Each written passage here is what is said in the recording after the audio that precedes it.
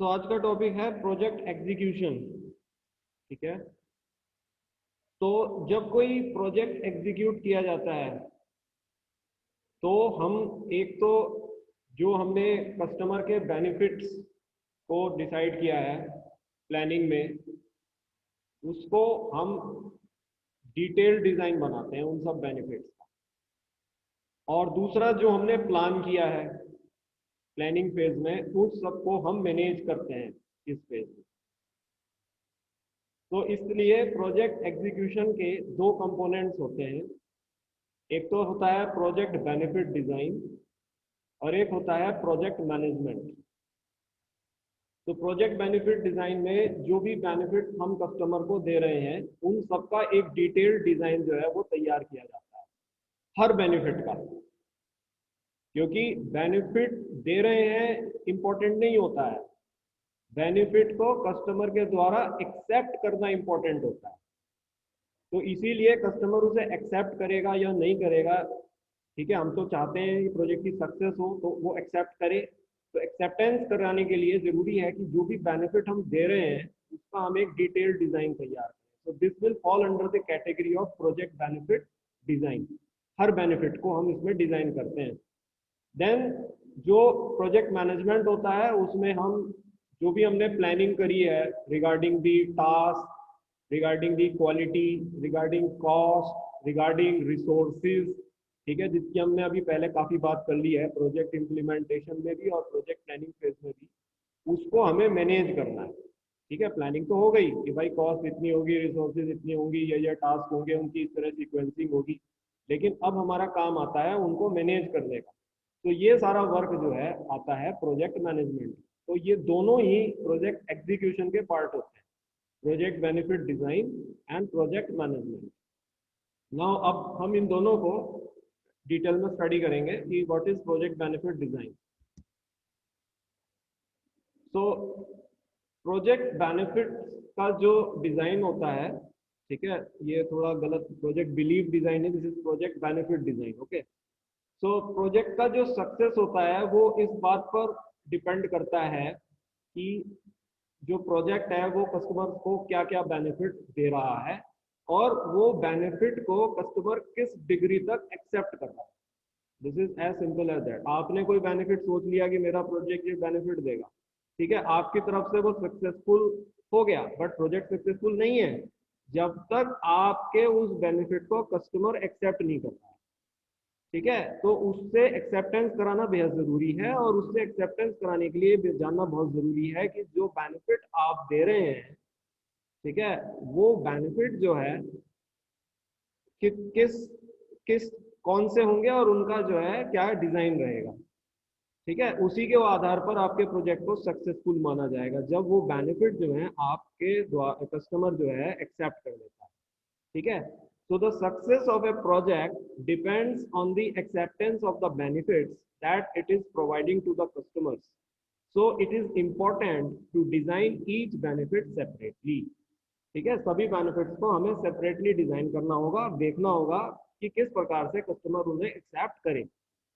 जैसे कि हमने डीएमआरसी प्रोजेक्ट की ही बात कर रहे थे स्टार्टिंग से ही, तो मैंने आपको बताया था कि जो डीएमआरसी प्रोजेक्ट था उसमें जो बेनिफिट सोचे गए थे कस्टमर के लिए वो सोचे गए थे cheap, convenient, safe, hygienic and luxurious transport.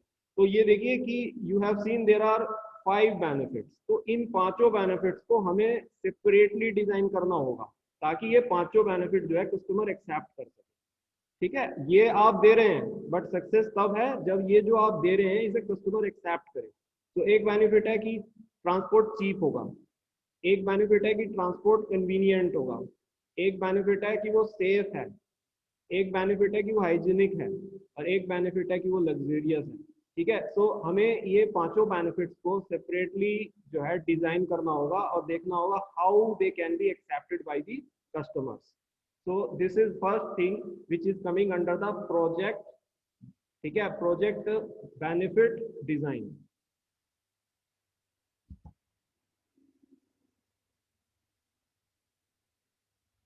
This is project benefit design. ठीक है, तो जो हम बेनिफिट दे रहे हैं, ठीक है, वो चीप का जैसे हम बेनिफिट दे रहे हैं, ठीक है। So we have to first see that how cheap DMRC can be. तो उसके लिए ये देखा जा रहा है कि जो डिस्टेंस, ठीक है, ट्रेवल कर रहा है ये डीएमआरसी, तो वो उसकी जो कंपेरिजन में ट्रांसपोर्ट्स हैं उससे वो चीप हो, ठीक है। तो मान उतनी दूरी तक, तो देखिए उसके कंपैरिजन में कंपटीटर ट्रांसपोर्ट क्या हो सकते हैं, बस हो सकती है, टैक्सी हो सकती है, आपकी अपनी गाड़ी हो सकती है। तो जितना भी डिस्टेंस आप बस से, टैक्सी से या गाड़ी से कर रहे हैं, उसकी जो कीमत आ रही है उस डिस्टेंस को ट्रेवल करने की, डीएमआरसी उन सब कीमतों से सस्ती कीमत आपको दे, ठीक है। तो ये चीप का जो बेनिफिट है वो कस्टमर को रियलाइज तब होगा जब आप जो है उतनी डिस्टेंस तक कस्टमर से कम पैसा लें। So DMRC can charge lower price than other means of transport for the same distance, ठीक है। ये एक एग्जीक्यूशन फेज में आ रही है बात कि क्या डीएमआरसी जो है कस्टमर से उतना ही डिस्टेंस पर कम चार्ज कर पाएगा, ठीक है। तो ये हमें कस्टमर से एक्सेप्ट कराना है, ये हमारा अभी बेनिफिट है जो हम उसे दे रहे हैं, बट एक्सेप्ट कराना है, ठीक है। सेकेंड बेनिफिट है कन्वीनियंट। कन्वीनियंट कैसे? कन्वीनियंट है कि दिल्ली के हर रिमोट एरिया से ये अवेलेबल हो पाएगी, ठीक है, बिजी बिजी वन तक के लिए। देखिए जैसे बिजी रूट की हम बात करें तो Karol Bagh and your Connaught Place is a highly busy route in Delhi, ठीक है। और अगर हम रिमोट एरिया की बात करें तो जंगपुरा एक रिमोट एरिया आता है, ठीक है, मंगोलपुरी एक रिमोट एरिया आता है। तो क्या वहाँ के रिमोट एरिया से हम बिजी एरिया तक इसको कनेक्ट कर पाएंगे, ठीक है, ताकि कन्वीनियंस रहे, हर आदमी रिमोट एरिया से बिजी एरिया तक जा सके और बिजी एरिया से रिमोट एरिया तक जा सके। जहाँ पे पहले टैक्सी और बसों का भी जाना मुश्किल हो पाता था, वहां तक भी हम इसकी कनेक्टिविटी को बनाना चाहते हैं। So this will comes under the convenience. और दूसरी बात यह है कि बसों में पुराने जमाने में बैठ के ये भी पता नहीं चलता था कि आदमी कहाँ जा रहा है, ठीक है, जीटी रोड पकड़ ली, वो घूमती जा रही थी, गोल होता है दिल्ली। बट वो कह रहा है उन्होंने ये बेनिफिट दिया कि कस्टमर को अपनी लोकेशन ट्रैक भी हो सके, ठीक है। So this is the convenience कि हर रिमोट एरिया से उसको ट्रेन अवेलेबल हो पाए और वो अपनी लोकेशन को ट्रैक भी कर सके। So this is what the benefit is being given by DMRC to the customer, ठीक है। This is coming under the convenience benefit to the customer. Then the third benefit is safe, ठीक है। तो देखो journey को हम safe बनाते हैं, ये आप जानते हैं जिन लोगों ने इसमें ट्रेवल किया है मेट्रो में, ठीक है। देर आर रेगुलर अनाउंसमेंट जो मेट्रो में हो रहे होते हैं, ठीक है। जैसे इफ यू आर ट्रेवलिंग, कभी आपने ट्रेवल किया है तो हिंदी में एक अनाउंसमेंट होगा कि अगला स्टेशन कड़कड़दुम्मा है, ठीक है, दरवाजे बाईं ओर खुलेंगे, यात्रियों से निवेदन है कि दरवाजों से हटकर खड़े हों। तो इसी तरह से एक इंग्लिश में भी उसका ट्रांसलेशन होगा, next station is Karkardooma, doors will open from the left, please mind the gap, ठीक है। So this is the safety measure जो वो दे रहे हैं, बट कस्टमर को उसे एक्सेप्ट कराना है। तो एक्सेप्ट कराने के लिए उन्होंने ये बनाया कि एग्जीक्यूशन में हम ये अनाउंसमेंट थ्रू कोचेज में करेंगे, ठीक है, और हम सेफ्टी पिक्चर्स को डिस्प्ले करेंगे। अगर आपने कोचेज देखे होंगे तो जगह जगह कोचेज में सेफ्टी पिक्चर्स डिस्प्लेड है कि भाई ऐसा ना करो, आपके हाथ पैर कट सकते हैं, ये हो सकता है, प्रॉब्लम में आ सकते हो। So this is how safe it is, ठीक है। Then the fourth is your hygienic. तो ये फोर्थ बेनिफिट जो है वो दिल्ली मेट्रो दे रहा है कस्टमर को। तो how can it be hygienic? तो हाइजीनिक है कि हम जो कोचेज हैं उसको रेगुलर रिप्लेस कर पाए, ठीक है। हमारे पास इतने कोचेज हो कि एक बार जो कोच आ गया उसको दिन में दोबारा यूज ना करे, वो पहले क्लीनिंग के लिए जाए पूरी तरह से, ठीक है, उसके बाद वो दोबारा से सही होकर के आए। ये नहीं कि जैसे बसों में होता है कि एक ही बस जो है 6-6 7-7 बार रूट लगाती रहती है और उसमें कोई सफाई नहीं होती किसी भी टाइप की। तो ये सब डीएमआरसी में देखी गई है बात, ठीक है, that coaches should be regularly replace. और कोचेज में इतनी स्पेस हो कि आदमी से आदमी, वो ठीक है कहीं भीड़ भाड़ में आदमी से आदमी चढ़ के खड़ा हो जाता है, दैट्स अ डिफरेंट केस, लेकिन उसमें स्पेस इतनी बनाई गई है कि जो है आदमी इजीली खड़ा हो सकता है। तो this can be A hygienic case. तो ये बेनिफिट देने के हिसाब से कोचेज को बनाया गया कि भाई उन्हें स्पेसियस बनाओ, ठीक है, कि सफिशिएंट स्पेस हो लोगों के लिए, और उनके लिए रेगुलर रिप्लेसमेंट की एक स्ट्रेटजी रखो कि वो रिप्लेस किए जा सकते हो। Then I am coming to luxurious. देखिए लग्जरियस कैसे, एयर कंडीशन ये फैसिलिटी अवेल्ड होती है दिल्ली मेट्रो, ठीक है। तो एयर कंडीशन में आप एक ऐसा महसूस कर रहे हैं इतने कम रुपए में जब ये स्टार्ट हुई थी तो 20 रुपए में आप दिल्ली के एक कोने से दूसरे कोने में जा सकते थे। इतने कम रुपए में आप एयर कंडीशनड वातावरण में जा रहे हैं, it is a big big achievement. ठीक है, हालांकि ये उस समय की बात है जब ये शुरू हुई थी। Today the rate is 70 rupees for reaching one end of the Delhi to other. ठीक है, तो ये एक इम्पोर्टेंट बात है कि क्या चीप उसमें हम उसको लग्जरी दे सकते हैं। तो this was the another project benefit. तो ये डिजाइन है जो मैंने आपके सामने रखा कि जब ये प्रोजेक्ट बनाया गया तो एग्जीक्यूशन में ये बातें ध्यान रखी गई कि जो बेनिफिट मैं दे रहा हूँ उन बेनिफिट को कस्टमर कैसे एक्सेप्ट करेगा। ठीक है, तो ये सारे एक्चुअली क्वेश्चन में है, क्वेश्चंस में है। How can it be made cheap, how can it be convenient, how can it be safe, how can it be hygienic, how can it be luxurious. तो ये मैंने आंसर्स बताए हैं उसके। ठीक है, जो उस प्रोजेक्ट पे काम करने वाले लोग थे उन्होंने ये इस तरह से आंसर्स उनके लिखे। ठीक है, it can be made cheap like this, convenient, safe. तो दिस इज वाई अगर आपको अपना प्रोजेक्ट शुरू करना है तो उसमें ये देखना है कि आप कंपटीटर से चीप हो, आपका जो प्रोडक्ट है वो कन्वीनियंटली अवेलेबल है। ठीक है, रिटेलर से आपके अच्छे रिलेशनशिप में एकदम अवेलेबल होता है, आपका प्रोडक्ट किसी एनवायरमेंट सेफ्टी लॉ को वायलेट नहीं करता है, आपके प्रोडक्ट से कोई अनहाइजीनिक कंडीशन कस्टमर के लिए पैदा नहीं होती है।